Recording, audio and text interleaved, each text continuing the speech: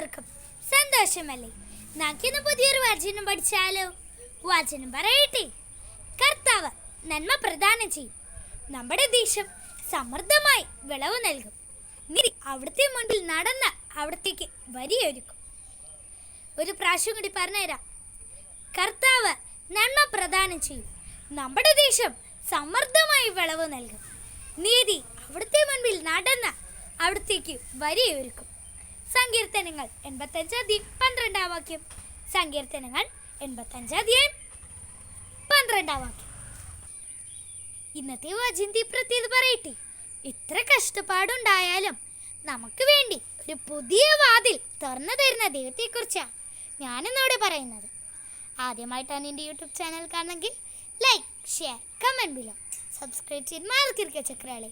Bye bye.